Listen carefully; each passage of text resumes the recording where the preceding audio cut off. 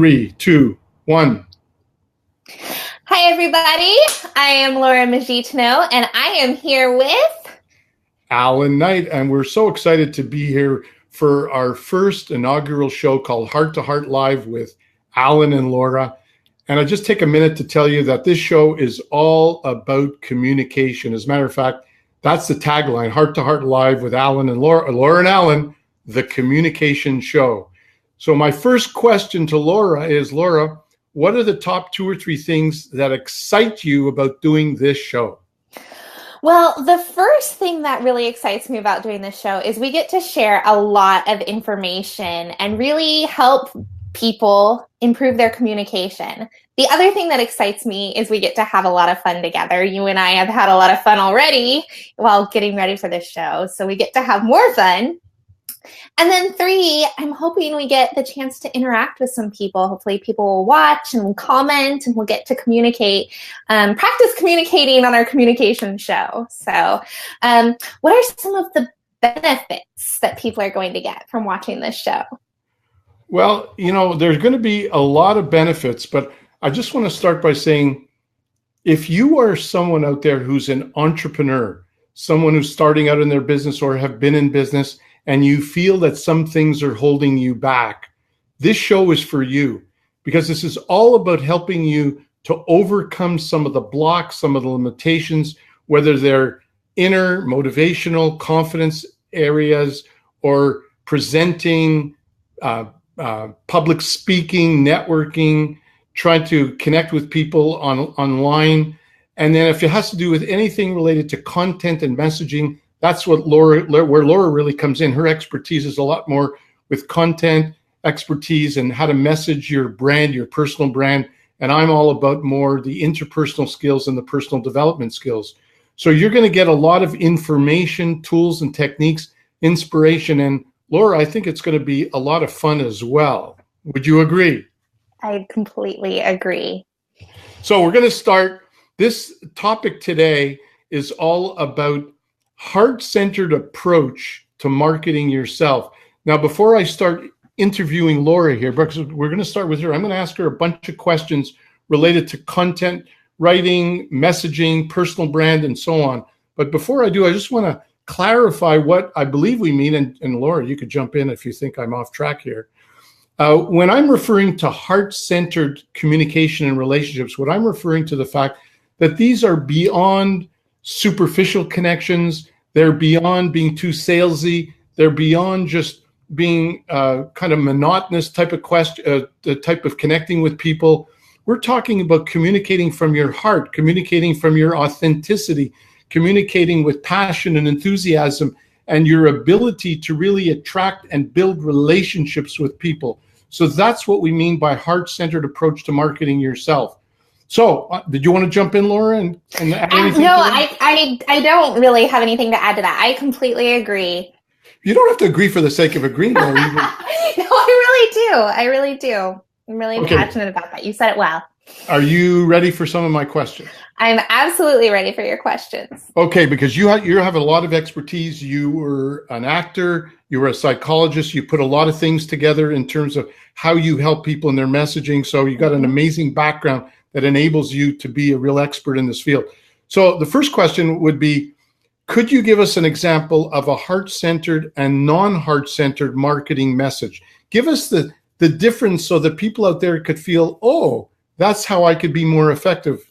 Yes, absolutely. So, the thing about a heart-centered approach is that you over-deliver, you under-promise, and you over-deliver. I got an email in my inbox the other day, and it was of this offer that somebody was, that I'd seen a webinar on, and I knew that their program was nearly $1,000. And in my inbox was an email, get it now for $3. And I was like, oh, wow, what an incredible deal. Like, I know this program is almost $1,000. And then when you read in the really tiny letters, fine print, it's only the very first lesson of the whole entire program that you're getting for $3. And so that's that whole, overpromise and underdeliver. It's that trying to, use this gimmick or this trick or this tactic to get the sale, as opposed to just genuinely offering a quality service and receiving that value in exchange. So what you mean is it erodes the trust level on the part of the recipient. Okay, cool. Exactly. That was a good answer, by the way. Thank you. So what would you say are 2 or 3 of the top reasons why it's important for entrepreneurs or people in business to build a personal brand? What are those things? Absolutely. Well, first of all, it's a chance for you to share your gift, your knowledge, your expertise with the world. It's a chance for you to give value to the world and be of meaning and of use. The second thing that I think you kind of touched on in the last one is it gives people a chance to come to know, like, and trust you, so that when it comes time for them to make a decision to buy, they feel held in that knowing and in that trusting of you enough to want to buy from you. And then, of course, the third thing that I would like to say about building a personal brand online is career advancement. So, just like you would market any other brand or good or service, especially if you're an entrepreneur, a service-based coach, or some sort of service-based business, of course, you are your brand. And so to advance your business or your career, building a personal brand is really important.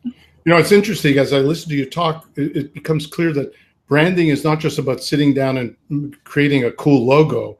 It's about much more than that. And more people, in order to stand out from the crowd today, they really need to build that brand. So that's cool. Absolutely. Yeah, that's so true.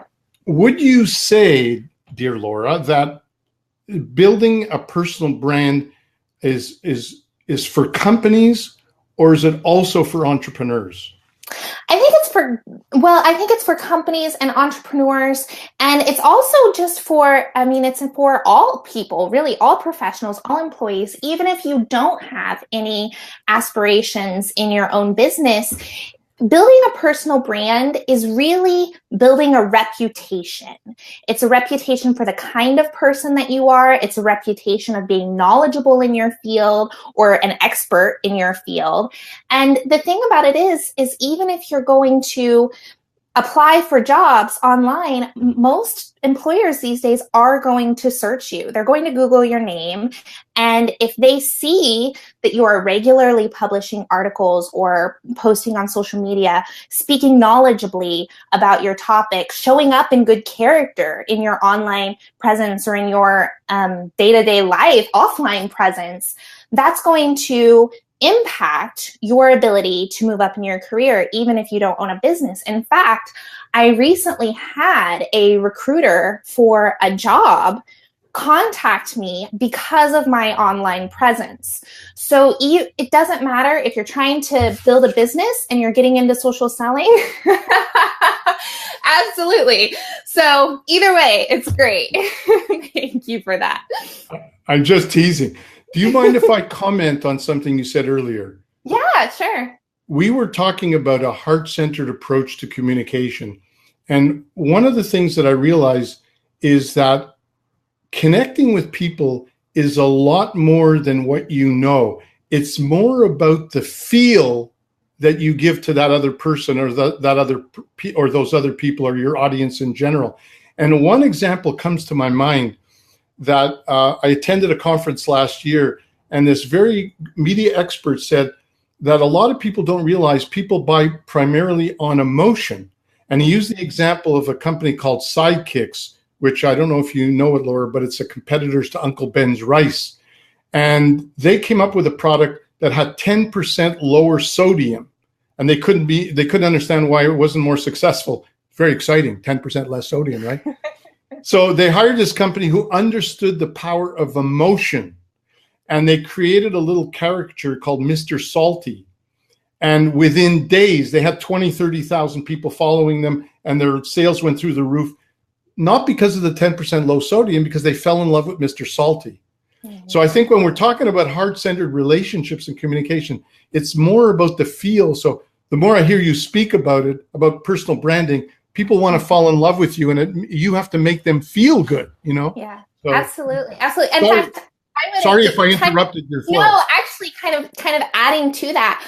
If I had to really define what makes up a personal brand, I would say it's a consistent message and an emotional bond. And if you can bring a consistent message and an emotional bond to your interactions at networking events, in your interactions online, everywhere, if you can bring those two things, that's what makes up your personal brand. That's what's effective.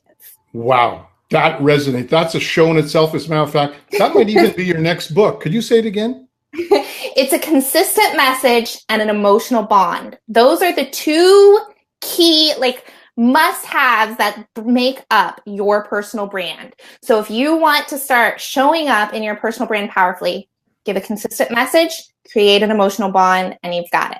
Do you see why we're doing a show together now? Do you see the complementariness of what we have here? That was very powerful, by the way. Final question, Laura. What are the top 2, 3, 4 things that you would recommend for people listening for their content to truly, you sort of answered it already to some degree, but to really stand out from the crowd, what are the top 2 or 3 key factors? Well, yeah, you're right. I have partially answered it, but I want to expand upon that. Again, the consistent message. And when I say that, consistency is key. Showing up, posting on Instagram, posting on Facebook, wherever you're building your personal brand, posting consistently about it. So consistency, that's number 1. The emotional bond. The best way to do that is through storytelling. Create your brand story. Share emotional stories, create that emotional connection through storytelling. 3rd, have a plan. Content strategists don't just randomly sit around and think, oh, what should I post today? No, we form a strategy. We think about what kind of emotions we want to bring out in people. We have a plan. We have a strategy. We know what we're going to post. Have a plan. 4th, be generous, give value. If people are going to invest their time in you, give them something in return, right? And then the last thing I'm going to say about it is to be authentic, be you. You have value to give. All you have to do is share it openly and honestly. Well said. Congratulations. Thank you. But you know what? I think it's your turn. Oh, okay. It's my turn. Yes, I ma'am. think it's your turn to have some questions. Put you on the hot seat. I'm ready. All right. So, Alan, you are a communication expert, and part of how you got here, I don't know if everyone knows yet, have seen our previous videos, but you were a Zen monk. So I want you to tell us why you became a Zen monk. Well, yeah, I lived like a Zen monk for 9 years of my life. And when I go back and think about what preceded that, in my early 20s, I was kind of lost. I had some nice qualities, but I was stressed out, worried about my future, didn't really know who I was, didn't feel that confident in myself, like a lot of people could relate to. And I was travel around the world, came close to dying on the desert, and coming close to death really woke me up and pushed me inside. And I asked some questions about myself and said, all I saw was my physical body and my rational mind. And I wanted to know if there was any more to life than that. And when I returned home from that trip, I met these 2 people in a bookstore, and their eyes were clear and calm and beautiful. And I said, who are you? And they said, well, we live in a Zen meditation center. So they invited me to go there, and everywhere, there was about 25 of them, and they all had the same kind of eyes. And I said, I want that. So I moved in and I lived like a monk for 9 years. That's amazing. A lot of meditation, a lot of study, a lot of, just a lot of focus. And why I did that, because as I wanted to discover, in fact, a deeper part of when we talk about heart-centered relationships and communication, I was living in my head with a lot of hyperactive thinking. Can anyone out there relate to that? Stress, anxiety, hyperactive thinking, fear of rejection, and all those things. So that was a big part of my day. I wasn't living in calmness and clarity and mental concentration. So by practicing that type of meditation, it helped me to get into what I call the Zen zone, to go to a much deeper level, develop a lot of wisdom and compassion. But then I missed girls too much, Laura, so I left the monastery. I like that. That's fantastic. So So, how do you think that experience, and maybe you've answered it somewhat already, but elaborate more on how that experience made you more heart-centered or helped you become more heart-centered? Well, what happened is that it was interesting because when I left living as a monk, I realized when I went back into normal day-to-day Western lifestyle that I was a bit of a mess still, because getting in the Zen zone is only part of who we are. Call it whatever you want, spiritual side of who we are. We're not just spiritual beings. That comes first in my opinion. But then I have to deal with career, I had to deal with relationships, I had to deal with money, I had to deal with all kinds of things, peer pressure or dysfunctional relationships, whatever it be. So I had to learn in time that I had to integrate getting in the Zen zone with self-development, emotional health, healing from negative past, building confidence, practicing communication skills. I went into a call center. I worked on sales for a while, went there to get a master's degree in education and counseling psychology. And then day by day, week by week, month by month, I was able to, I'm a real communication coach there. I was able to start to really grow as a person to connect with the inner person that I had become. And so I realized that I wanted to create a training program that would help the average person fast track their ability to calm their mind, connect with confidence, and communicate with mastery. I love that. Did that answer your question? Yes, that was a great answer. I love that. What are 3 things that you believe are holding most people back from an extraordinary life? Well, there are a lot of things, but if I had to choose 3, the first one that comes to my mind, which is the most critical, is that most people are way too self-critical and too hard on themselves. And they're so focused on environment and technology and relationships and responsibilities, which are very important. You have a family, I have family, I have, friends and people in my life. So these are very important. But who gets put on the back burner? Numero uno. And that's the number one holding, because where most dysfunctional and codependent relationships, I believe, come from is a codependent, dysfunctional relationship with yourself. So if you're trying to get your entrepreneurial business off the ground and you have emotional, psychological crap that's holding you back from communicating with high impact and enthusiasm and compassion and patience and all the rest of it, then you're limiting your success. The same in your personal relationships. If you're attracting dysfunctional relationships, you want to be with your true soulmate. If you want to be with your true soulmate, I believe you build your inner soulmate first, which has been my modus operandi in my own life and everything I teach. So I'd say being hard on yourself, being too self-critical is number 1. Procrastination is a big one that comes as a result of being too hard on yourself and some of the inner emotional stuff. Procrastination is a real big one. And then I would say the third one that comes to mind is a lack of confidence in communication and being bold, public speaking, negotiating conflict. There's so much political correctness today that people are afraid to communicate who they are when it's appropriate. So I would say those are the 3 things. I hope you didn't put up. No, how come you didn't put up this 50 seconds? I thought it was really, I thought it was really good information. And actually, I just want to kind of bring that back to, yes, you're absolutely right. I think that being self-critical and not sharing your message is a big part of what holds people back in their branding and in their personal branding. I was out at I'm fortunate to live near the beautiful Clearwater Beach, the #1 beach in the nation here. And I was out there earlier today. And I said, I've got a show tonight, a live show. And she goes, I could never do that, be on camera, this and that. And so I think you're right. Absolutely. That's a great example of how people are holding back in their lives and in their communication is also affecting how they're holding back in their business and in their brand. And not only that, sorry to interrupt. Yeah. Not only that, but when you're living at a lot less of your personal potential, it affects all your relationships, your parenting skills, your leadership skills, your dating skills, your ability to attract your soulmate, your ability to attract people more in their business. But when you empower yourself in a good way and then master your communication skills, and then you add into the mix personal branding and messaging in your business, the whole package will help you to take off. That's why Laura and I are talking about a total marketing makeover, aren't we, Laura? We are, absolutely. That'll be great. So I feel like that's the perfect time to ask you, for all the entrepreneurs out there, what are some specific tips you could give them for more heart-centered communication, specifically for entrepreneurs?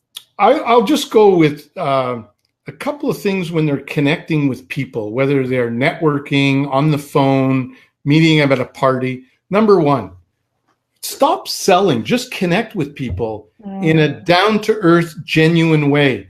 Thank you. It's about being likable. It's about being yourself. You don't have to sell anything. The sales come naturally and organically by you being yourself at the highest level. And Laura, one of the things I like to tell my clients is that I encourage them to create an environment within which that other person feels comfortable being around them.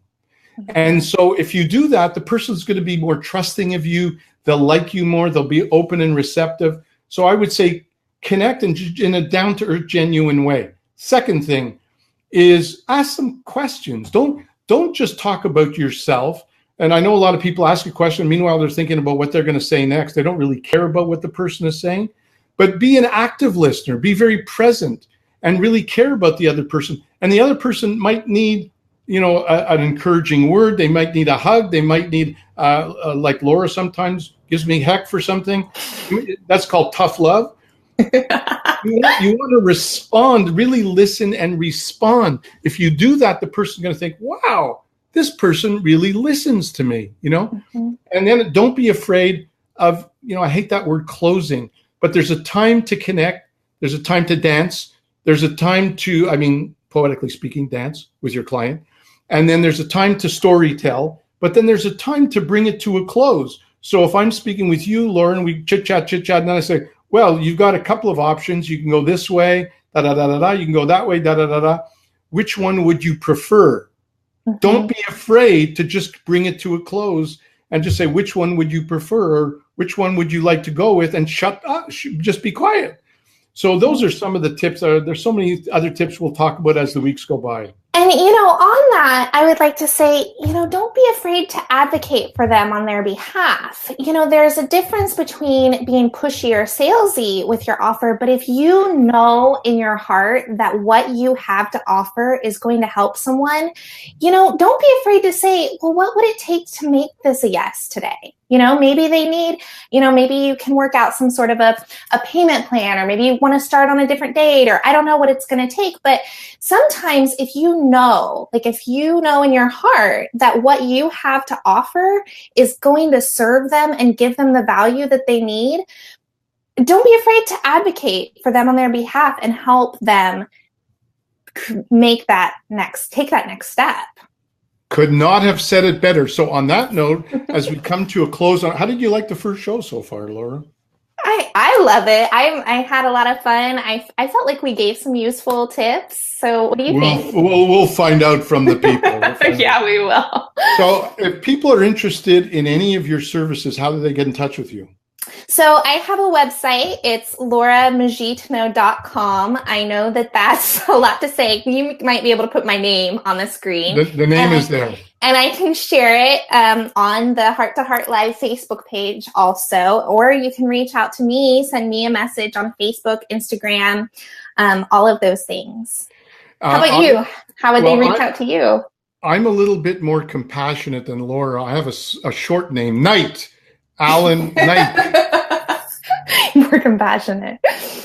If you'd like to find out more, you could certainly go on to my what'sholdingyouback.com, and you could actually access 9 videos which will give you a description of the 9-step formula that I teach.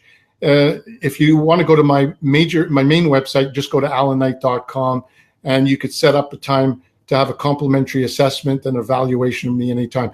Now, Laura, what are we doing tomorrow morning? Remember? So tomorrow morning, we are going to have coffee and we are going to plan our next show. We're going to choose our topic and figure out all the juicy details. And we are inviting people to listen in to kind of a behind the scenes candid planning call Monday morning. Yeah, we thought that would be fun. We'll see how it goes. In the meantime, if you have any comments, preferably good ones, if you have any suggestions, if you have any suggested topics for future shows, some of you out there might be experts in different fields. We'll bring on guests as well at times. Just connect with us. In the meantime, it was great being with you in this inaugural show. Laura, I loved it. We had a lot of fun and look forward to doing it next week. Absolutely. Bye, guys.